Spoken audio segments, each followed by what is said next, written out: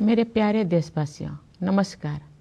75वें गणतंत्र दिवस की पूर्व संध्या पर मैं आप सभी को हार्दिक शुभकामनाएं देती हूँ। जब मैं पीछे मुड़कर ये देखती हूँ कि विपरीत परिस्थितियों के बावजूद हमने कितने लंबे यात्रा की है, तो मेरा हृदय गर्व से भर जाता है। हमारे गणतंत्र का 75वां वर्ष कई अर्थों में देश की यात्रा में एक ऐतिहासिक पड़ाव है। ये उत्सव मनाने का विशेष अवसर है, जैसे हमने स्वाधीनता के 75 वर्ष पूरी होने पर आज़ादी का अमृत महोत्सव के दौरान अपने देश की अतुलनीय महानता और विविधतापूर्ण संस्कृति का उत्सव मनाया था। कल के दिन हम संविधान के प्रारंभ का उत्सव मनाएंगे। संविधान की प्रस्तावना हम भारत के लोग इन शब्दों से शुरू होती है। ये शब्द हमारे संविधान के मूल भाव अर्थात लोकतंत्र को रेखांकित करते हैं। भारत की लोकतांत्रिक व्यवस्था लोकतंत्र की पश्चिमी अवधारणा से कहीं अधिक प्राचीन है, इसीलिए भारत को लोकतंत्र की जननी कहा जाता है। एक लंबे और कठिन संघर्ष के बाद 15 अगस्त 1947 को हमारा देश विदेशी शासन से मुक्त हो गया, लेकिन उस समय भी देश में सुशासन तथा देशवासियों में निहित क्षमताओं और प्रतिभाओं को उन्मुक्त विस्तार देने के लिए उपयुक्त मूलभूत सिद्धांतों और प्रक्रियाओं को स्वरूप प्रदान करने का कार्य चल ही रहा था। संविधान सभा ने सुशासन के सभी पहलुओं पर लगभग 3 वर्षों तक विस्तृत चर्चा की और हमारे राष्ट्र के महान आधारभूत ग्रंथ यानी भारत के संविधान की रचना की।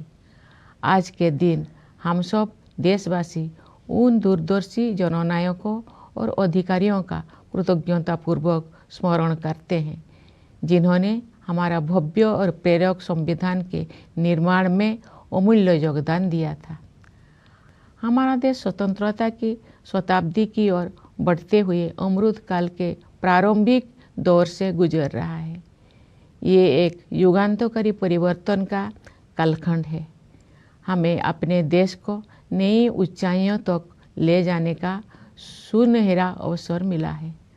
हमारा लक्ष्यों को प्राप्त करने के लिए प्रत्येक नागरिक का योगदान महत्वपूर्ण होगा। इसके लिए मैं सभी देशवासियों से संविधान में निहित हमारे मूल कर्तव्यों का पालन करने का अनुरोध करूंगी। ये कर्तव्य आज़ादी के 100 वर्ष पूरी होने तक भारत को एक विकसित राष्ट्र बनाने की दिशा में प्रत्येक नागरिक के आवश्यक दायित्व है। इस संदर्भ में मुझे महात्मा गांधी का स्मरण होता है। बापू ने ठीक ही कहा था, जिसने केवल अधिकारों को चाहा है, ऐसे कोई भी प्रजा उन्नति नहीं कर सकी है। केवल वही प्रजा उन्नति कर सकी है जिसने कर्तव्यों का धार्मिक रूप से पालन किया है। मेरे प्यारे देशवासियों, गणतंत्र दिवस हमारा आधारभूत मूल्यों और सिद्धांतों को स्मरण करने का एक महत्वपूर्ण अवसर है।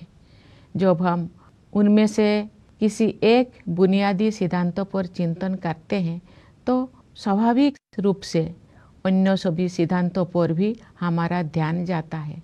संस्कृति, मान्यताओं और परंपराओं की विविधता हमारे लोकतंत्र का अंतर्निहित आयाम है। हमारे विविधता का ये उत्सव समता पर आधारित है, जिसे न्याय द्वारा संरक्षित किया जाता है। ये सब स्वतंत्रता की वातावरण में ही संभव हो पाता है। इन मूल्यों और सिद्धांतों की समग्रता ही हमारी भारतीयता का आधार है। Doctor B.R. अम्बेडकर के प्रबुद्ध मार्गदर्शन में प्रवाहित इन मूलभूत जीवन मूल्यों और सिद्धांतों में रची बसी संविधान की भावधारा ने सभी प्रकार के भेदभाव को समाप्त करने के लिए सामाजिक न्याय के मार्ग पर हमें अडिग बनाए रखा है। मैं ये उल्लेख करना चाहूँगी कि सामाजिक न्याय के लिए अनवरत युद्धरत रहे श्री कर्पूरी ठाकुर जी की जन्म शताब्दी का उत्सव काल ही संपन्न हुआ है। कर्पूरी जी पिछड़े वर्गों के सबसे महान पक्षकारों में से एक थे, जिन्होंने अपना सारा जीवन उनके कल्याण के लिए समर्पित कर दिया था। उनका जीवन एक संदेश था। अपने योगदान से सार्वजनिक जीवन को समृद्ध बनाने के लिए मैं कर्पूरी जी को अपनी श्रद्धांजलि अर्पित करती हूँ। हमारे गणतंत्र की मूल भावना से एकजुट होकर 140 करोड़ से अधिक भारतवासी एक कुटुंब के रूप में रहते हैं। दुनिया के सबसे बड़े इस कुटुंब के लिए सह अस्तित्व की भावना भूगोल द्वारा थोपा गया बोझ नहीं है, बल्कि सामूहिक उल्लास का सहज स्रोत है, जो हमारे गणतंत्र दिवस के उत्सव में अभिव्यक्त होता है। इस सप्ताह के आरंभ में हम सबने अयोध्या में प्रभु श्री राम के जन्म स्थान पर निर्मित भव्य मंदिर में स्थापित मूर्ति की प्राण प्रतिष्ठा का ऐतिहासिक समारोह देखा। भविष्य में जब इस घटना को व्यापक परिप्रेक्ष्य में देखा जाएगा, तब इतिहासकार भारत द्वारा अपने सभ्यतागत विरासत की निरंतर खोज में युगांतकारी आयोजन के रूप में इसका विवेचन करेंगे। उचित न्यायिक प्रक्रिया और देश के उच्चतम न्यायालय के निर्णय के बाद मंदिर का निर्माण कार्य आरंभ हुआ। अब ये एक भव्य संरचना के रूप में शोभायमान है।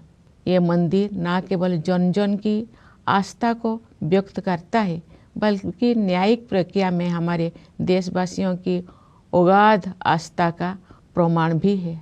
प्यारे देशवासियों, हमारे राष्ट्रीय त्यौहार ऐसे महत्वपूर्ण अवसर होते हैं जब हम अतीत पर भी दृष्टिपात करते हैं और भविष्य की ओर भी देखते हैं। पिछले गणतंत्र दिवस के बाद के एक वर्ष पर नज़र डालें तो हमें बहुत प्रसन्नता होती है। भारत की अध्यक्षता में दिल्ली में G20 शिखर सम्मेलन का सफल आयोजन एक अभूतपूर्व उपलब्धि थी। G20 से जुड़े आयोजनों में जन सामान्यों की भागीदारी विशेष रूप से उल्लेखनीय है। इन आयोजनों में विचारों और सुझावों का प्रभाव ऊपर से नीचे की ओर नहीं, बल्कि नीचे से ऊपर की ओर था। उस भव्य आयोजन से ये सीख भी मिली है कि सामान्य नागरिकों को भी ऐसे गहन तथा अंतर्राष्ट्रीय महत्व के मुद्दे में भागीदार बनाया जा सकता है, जिसका प्रभाव अंततः उनके अपने भविष्य पर पड़ता है।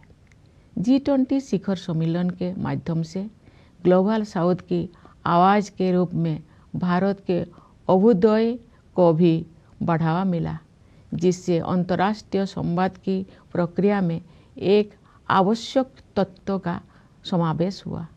जब संसद ने ऐतिहासिक महिला आरक्षण विधेयक पारित किया, तो हमारा देश स्त्री पुरुष समानता के आदर्शों की ओर आगे बढ़ा। मेरा मानना है कि नारी शक्ति बंधन अधिनियम महिला सशक्तिकरण का एक क्रांतिकारी माध्यम सिद्ध होगा। इससे हमारे शासन की प्रक्रियाओं को बेहतर बनाने में भी बहुत सहायता मिलेगी। जब सामूहिक महत्व के मुद्दों पर महिलाओं की भागीदारी बढ़ेगी, तो हमारी प्रशासनिक प्राथमिकताओं का जनता की आवश्यकताओं के साथ बेहतर सामंजस्य बनेगा। इसी अवधि में भारत चंद्रमा के दक्षिणी ध्रुव के क्षेत्र पर उतरने वाला पहले देश बना।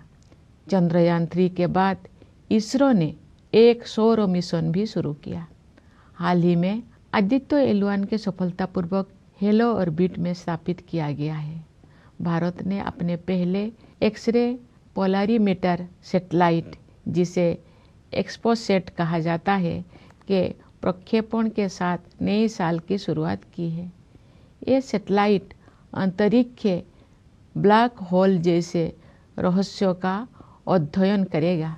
वर्ष 2024 के दौरान अन्य कोई अंतरिक्ष अभियानों की योजना बनाए गए हैं। ये प्रसन्नता के विषय है कि भारत की अंतरिक्ष यात्रा में अनेक नई उपलब्धियां हासिल की जाने वाले हैं। हमारे प्रथम मानव अंतरिक्ष उड़ान कार्यक्रम गगनयान मिशन की तैयारी सुचारू रूप से आगे बढ़ रही है। हमें अपने वैज्ञानिकों और प्रौद्योगिकी विशेषज्ञों पर सदैव गर्व रहा है, लेकिन अब ये पहले से कहीं अधिक ऊंचे लक्ष्य तय कर रहे हैं और उनके अनुरूप परिणाम भी हासिल कर रहे हैं। भारत के अंतरिक्ष कार्यक्रम का उद्देश्य संपूर्ण मानवता के कल्याण के लिए विज्ञान और प्रौद्योगिकी की भूमिका को और अधिक विस्तार तथा गहराई प्रदान करना है। इसरो के कार्यक्रम के प्रति देशवासियों में जो उत्साह दिखाई देता है, उससे नई आशाओं का संचार हो रहा है। अंतरिक्ष विज्ञान के क्षेत्र में नई उपलब्धियों ने युवा पीढ़ी की कल्पना शक्ति को नई पंख दिए हैं। मुझे विश्वास है कि हमारे बच्चों और युवाओं में बड़े पैमाने पर विज्ञान के प्रति रुझान बढ़ेगा तथा उनमें वैज्ञानिक दृष्टिकोण विकसित होगा। अंतरिक्ष विज्ञान की इन उपलब्धियों से युवाओं, विशेषकर युवा महिलाओं को ये प्रेरणा मिलेगी कि वे विज्ञान और प्रौद्योगिकी को अपना कार्य क्षेत्र बनाएं। मेरे प्यारे देशवासियों, आज का भारत आत्मविश्वास के साथ आगे बढ़ रहा है। सुदृढ़ और स्वस्थ अर्थव्यवस्था इस आत्मविश्वास का कारण भी है और परिणाम भी। हाल के वर्षों में सकल घरेलू उत्पाद की हमारी वृद्धि दर प्रमुख अर्थव्यवस्थाओं में सबसे अधिक रही है। ठोस आकलन के आधार पर हमें पूरा विश्वास है कि ये असाधारण प्रदर्शन वर्ष 2024 और उसके बाद भी जारी रहेगा। ये बात मुझे विशेष रूप से उल्लेखनीय लगती है कि जिस दूरगामी योजना दृष्टि से अर्थव्यवस्था को गति प्राप्त हुई है, उसी के तहत विकास को हर दृष्टि से समावेशी बनाने के लिए सुविचारित जन कल्याण अभियानों को भी बढ़ावा दिया गया है। महामारी के दिनों में समाज के कमजोर वर्गों को मुफ्त खाद्यान्न उपलब्ध कराने के लिए लागू योजनाओं का दायरा सरकार ने बढ़ा दिया था। बाद में कमजोर वर्गों की आबादी को संकट से उबरने में सहायता प्रदान करने हेतु इन कल्याणकारी योजनाओं को जारी रखा गया। इस पहल को और अधिक विस्तार देते हुए सरकार ने 81 करोड़ से अधिक लोगों को अगले 5 साल तक मुफ्त खाद्यान्न उपलब्ध कराने का निर्णय लिया है। संभवतः इतिहास में ये अपनी तरह का सबसे बड़ा जन कल्याण कार्यक्रम है। साथ ही सभी नागरिकों के जीवन यापन को सुगम बनाने के लिए अनेक समयबद्ध योजनाएं भी कार्यान्वित की जा रही है। घर में सुरक्षित और पर्याप्त पेयजल की उपलब्धता से लेकर अपना घर होने के सुरक्षाजनक अनुभव तक, ये सभी बुनियादी न्यूनतम आवश्यकताएं हैं, न कि विशेष सुविधाएं। ये मुद्दे किसी भी राजनीतिक या आर्थिक विचारधारा से परे है और इन्हें मानवीय दृष्टिकोण से ही देखा जाना चाहिए। सरकार ने केवल जन कल्याण योजनाओं का विस्तार और संवर्धन ही नहीं किया है, अपितु जन कल्याण की अवधारणा को भी नया अर्थ प्रदान किया है। हम सभी उस दिन गर्व का अनुभव करेंगे जब भारत ऐसे कुछ देशों में शामिल हो जाएगा जहां शायद ही कोई बेघर हो। समावेशी कल्याण की इसी सोच के साथ राष्ट्रीय शिक्षा नीति में डिजिटल विभाजन को पाटने और वंचित वर्गों के विद्यार्थियों के हित में समानता पर आधारित शिक्षा व्यवस्था के निर्माण को समुचित प्राथमिकता दी जा रही है। आयुष्मान भारत योजना के विस्तारित सुरक्षा कवच के तहत सभी लाभार्थियों को शामिल करने का लक्ष्य है।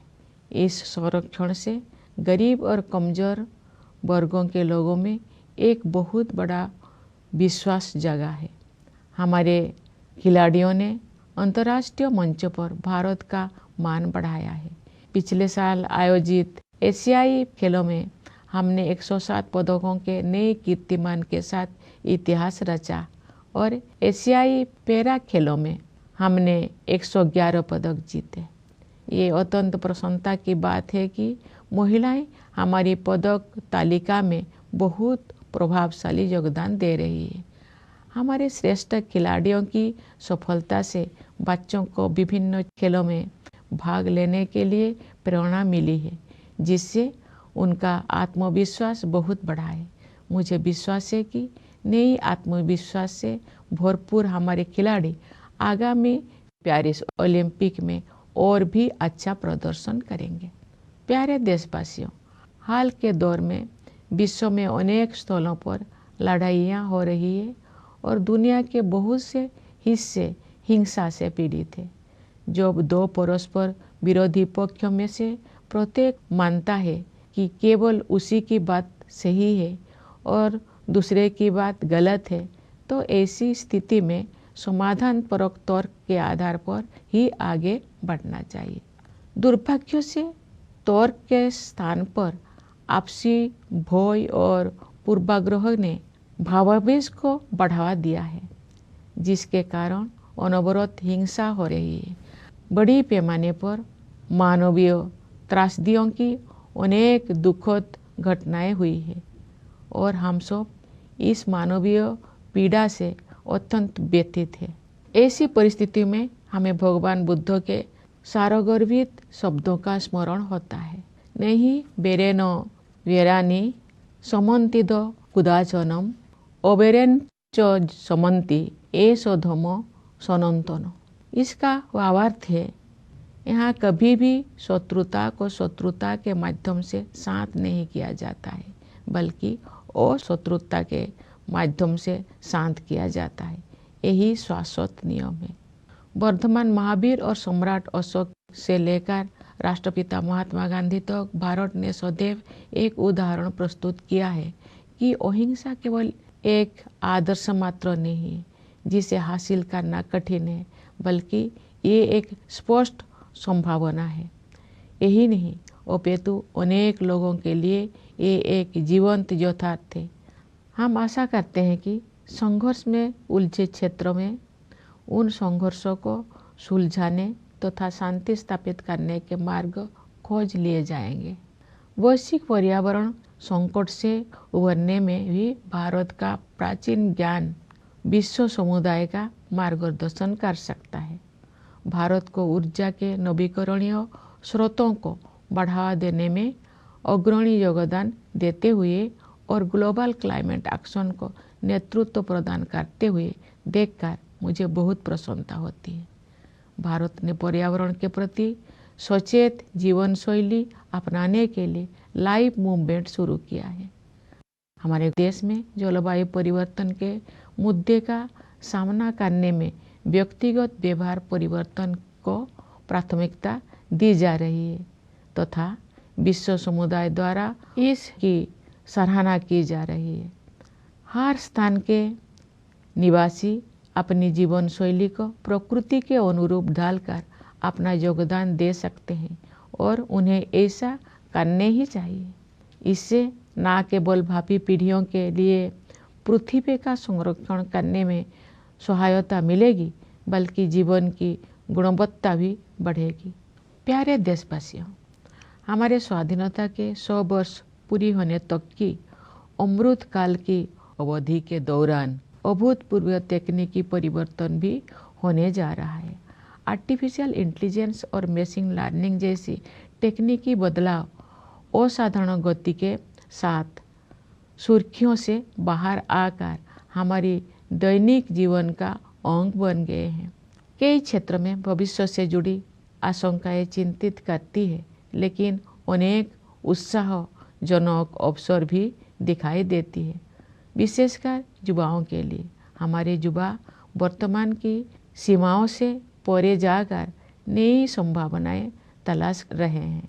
उनके मार्ग से बाधाओं को दूर करने और उन्हें अपनी पूरी क्षमता का उपयोग करने की सुविधा प्रदान करने के लिए हमें हर संभव प्रयास करना है।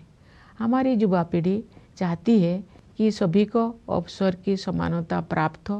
वे समानता से जुड़े पुराने शब्दजाल नहीं चाहते हैं, बल्कि समानता के हमारे अमूल्य आदर्शों का यथार्थ रूप देखना चाहते हैं। वास्तव में हमारा युवाओं के आत्मविश्वास के बल पर ही भावी भारत का निर्माण हो रहा है। युवाओं के मनोमस्तिष्क को संभालने का कार्य हमारे शिक्षकगण करते हैं, जो सही अर्थों में राष्ट्र का भविष्य बनाते हैं। मैं अपने उन किसानों और मजदूर भाई बहनों के प्रति आभार व्यक्त करती हूँ जो चुपचाप मेहनत करते हैं तथा देश के भविष्य को बेहतर बनाने में बहुत बड़ा योगदान देते हैं। गणतंत्र दिवस के पावन अवसर की पूर्व संध्या पर सभी देशवासी हमारे सशस्त्र बलों, पुलिस और अर्धसैन्य बलों का भी कृतज्ञतापूर्वक अभिनंदन करते हैं। उनकी बहादुरी और सतर्कता के बिना हम उन प्रभावशाली उपलब्धियों को प्राप्त नहीं कर सकते थे जो हमने हासिल कर ली है। अपने वाणी को विराम देने से पहले मैं न्यायपालिका और सिविल सेवाओं के सदस्यों को भी शुभकामनाएं देना चाहती हूँ। विदेशों में नियुक्त भारतीय मिशनों के अधिकारियों और प्रवासी भारतीय समुदाय के लोगों को मैं गणतंत्र दिवस की बधाई देती हूँ। आइए हम सब यथाशक्ति राष्ट्र और देशवासियों की सेवा में स्वयं को समर्पित करने का संकल्प करें। इस शुभ संकल्प को सिद्ध करने के प्रयास हेतु आप सभी को मेरी हार्दिक शुभकामनाएं। धन्यवाद। जय हिंद, जय भारत।